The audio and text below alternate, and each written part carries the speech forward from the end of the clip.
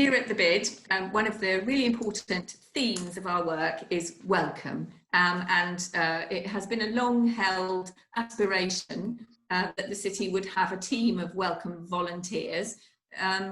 They turned out to be, we call them the welcome ambassadors, and we think that's very appropriate for the level of expertise and knowledge that there is in our particular team.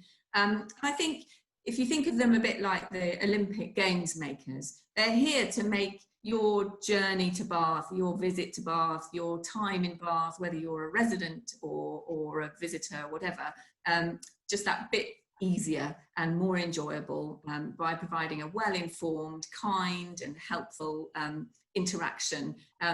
They tend to work in pairs, so you might see two of them socially distanced at the moment in the streets together. And what we found is that people quite like coming up to people in pairs. It's much more nerve-wracking to come up to an individual to speak to them, whereas if you have a pair of people, that people feel more relaxed about approaching them. But I wanted to go on and say, Alison, that your volunteers are certainly very visual. I mean, they wear T-shirts saying, "Ask me," don't they? So, you know, it's pretty obvious who they are. Do they lurk around the coach station? Do they lurk around Bath Spa rail station? Where will you find them? They don't lurk anywhere. They present themselves very professionally, but they know when the trains are from London, for example. So they come to London. They come to the railway station to meet the busiest trains, and then they are tasked to cover as much of the city centre as they possibly can. And obviously we flex that. So at the moment, because we know that more people are bringing their cars in, they're making a point of being available around the Charlotte Street car park, because we think that people get lost up around Charlotte Street car park, and actually it's good to have a friendly face up there. So we try to learn from from the experience, and they keep incredibly good records. So we know every question that's ever been asked, more or less, don't we? Well, it's obviously a scheme that's working, because you want to recruit more. We do. We've set ourselves a challenge to find 20 more ambassadors, because at the moment they only come in on Thursday, Friday, Saturday and Sunday, and we'd like to have them in every day of the week, and more of them in more different locations, and also without exhausting our existing volunteers by making them come in every day. So we'd like to sort of double the team, really. Well, the proof is in the pudding, which is a bit of a rude way of referring to Marion Morris, who's joining us. She is an ambassador for Bath. And when I say the proof is in the pudding, Marion, you are one of these lovely volunteers, and you obviously enjoy doing what you're doing, because you're out there doing it whatever the weather. May I ask you why you thought it was a good idea to volunteer? Well, yeah, certainly. It goes back, really, I've always done voluntary work of one sort or another as part of my life. But I was a games maker at the Olympics, okay? And so I was very aware of the ambassadors there in London who were dressed in pink. Although I was in the O2, I was very aware that they were around and what they were doing. So fast forward, and I come to Bath, and I see these people dressed in turquoise, right? And I think that looks interesting. I'm looking for something to do. I've sold my business. I need things to do, and volunteering is the way forward. So I see a little cluster by the station, and I go up and say, what do you do? And the rest really is history. Why I do it, and I think a lot of the other welcome ambassadors do it, it's a way of giving back to Bath, to those who are Bathonians. It's a way of giving back. I spent 6 years as a tourist, as a visitor, because my daughter lived here. So I used to come up and see her. And so I knew all about all visitor attractions and everything else, which if you live in Bath, you don't necessarily know, right? I have been to them all. Yeah. So my bit is to show off Bath, right? To make sure that people get the most out of their visit. And my idea of a really good Friday morning is to be at the station when the trains come in and somebody comes up to me and says, we're in Bath for the day. Can you help us decide what to do? Okay. And then you have dialogue and you can work out what's of interest. Now, Marion, a lot of people may be nervous to volunteer because you don't get paid, do you? You're doing it for love, not money. No. A lot of people may be nervous thinking you've got to learn a lot of information to be an Ask Me ambassador. Yeah, no, well, my answer to that, given at the time I applied, I had actually lived in Bath for a very short period of time, is you know more than you think you do.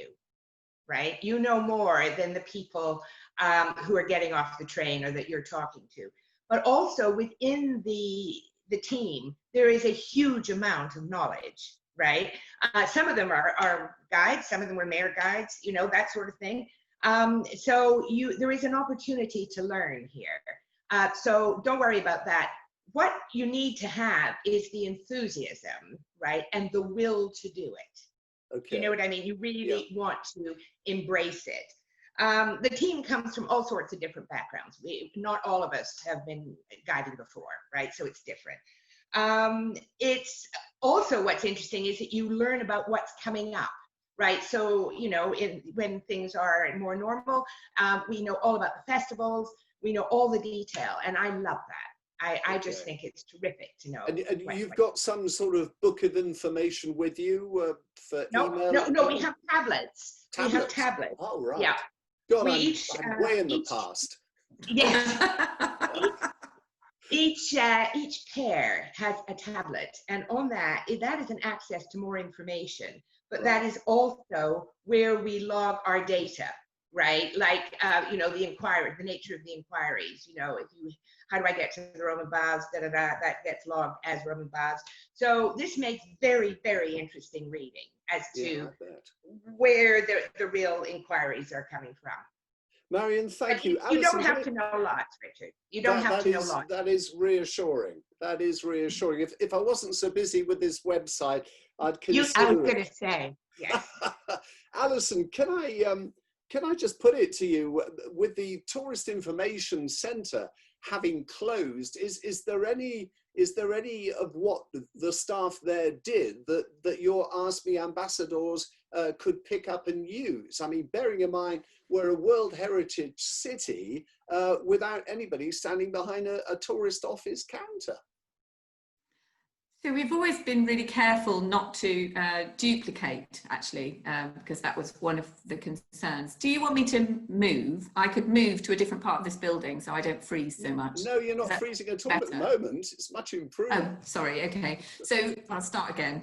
We've always been very careful not to duplicate and step on the toes of Visit Bath and the Visitor Information Centre. Obviously, it's a different situation now, and I think that what we will find is that there'll be slightly different questions, and we'll be able to adapt to the questions, you know, as we begin to understand what people are missing. One of the things that we don't do is hand out leaflets. We have a map, and that's all. Yeah. And obviously at the moment we can't hand out the maps anyway. And I think that, you know, as some of the content that would have been delivered through the Visitor Information Centre goes online, the fact that the Welcome Ambassadors have their tablets means that they will be able to direct people and show people and say, look, this is the website, this is what it tells you, you can look at it on your phone. And, you know, so I think they'll be able to, you know, they'll be able to support the transition of people, I think, from using the Visitor Information Centre. And we're not the only city. Cambridge and Oxford have both lost their Visitor Information Centre in the last couple of weeks. Of course, we haven't got many visitors anyway at the moment, and we obviously are hoping that things will improve. Taking the pulse of the high street, and you know, this is, I think, a fair question to put to you as you represent many of the traders in this city. How is the recovery coming along? Well, slowly and steadily, I would say. So our data tells us that our footfall is slightly better than the large cities, which is good. People feel a little bit more secure about coming back into Bath than they do about coming back into, you know, places like Liverpool and London. And that's very much the drive that we're pushing. We're saying, you know, Bath is a place where you can explore outdoors as well as indoors. Obviously not in pouring rain today, but you know, we've got a lot to offer as a city to somebody who's feeling nervous. So if they want to do a bit of shopping and also go to the park, then we'll go and walk the Skyline Walk. That's a good option. And I think our relative success at the moment is reflective of our role. Historically, I mean, we've got this data that we gather through mobile phone data, and historically, 70% of the people in the centre of Bath are from less than 20 kilometres away. So we would anticipate that those people would be starting to come back and feeling confident, and all the indications are that those people are coming back. I think it's very difficult for the hospitality businesses that, you know, the cafes and so on, adapting to social distancing inside their spaces is really difficult. But I gather that some of the hotels are filling up. People are actually going on holiday. So I had that feedback from a couple of hotels just this morning that, you know, the numbers are better than they might have anticipated. So that is good to hear. Now look, we're going to have a Christmas without the sheds, as some people unkindly call them, without our street market, our chalets. Is that going to help or hinder trade for Bath traders, do you think? Well, an awful lot of traders rely on the Christmas market as giving them their second peak during the year. If you look at the data that we gather, you know, the summer is a really important time because that's when we get our international tourists, and then November is also a massive spike in Bath. But it does then drop off again, so it's not as clear cut as it might be. So I think that people will really feel the pain of not having the Christmas market, but I also think that Bath is spectacular in the winter. So we're working really hard to make sure that things like the Christmas lights will be switched on all the time, not just when they're working, and you know, all the other things that we are able to control as a city will be perfect. And also gathering information from the businesses. I don't know if you've ever been, the Bird do a fantastic Christmas installation. There's always the Abbey are going to try and do something similar to what they've always done with their Christmas carols for shoppers. We can do more choirs outside. We can have a really magical Christmas in the city, where for once you can really see the city at Christmas. And you know, lots of people moan about the market. This is our chance to have a look at what Bath looks like without the market, and you know, we'll be able to really have some perspective on that. I guess if you're being very positive, you know, there are some traders who are very nervous about it, and it would be wrong for me to be flippant about that. But you know, we also can't be the place where everybody gets sick because we get our public health messaging wrong. So that's also, you know, I think a lot of people feel like it's the right decision, but it's going to be very difficult for the businesses. I think it would probably be fair to. Alison, thank you. And Marion, I don't know whether you guys are going to be singing Christmas carols while you're out on the streets in the coming months. Who knows, Richard? Who knows? What we did last year, which was fun, was we wrapped presents. We helped in the wrapping of presents, and that was a very interesting masterclass of how I can wrap any sheet now. Just compliment with that. So I'm sure we will find ways of getting involved, because that is the nature of how we are. But I would say to anybody, right, if you have enthusiasm, you like the idea of being outside, you like the idea of meeting people, of helping people, it's a lot of fun. No two shifts are the same. It really is fun. It's worth giving it a shot. I've got a question to ask you.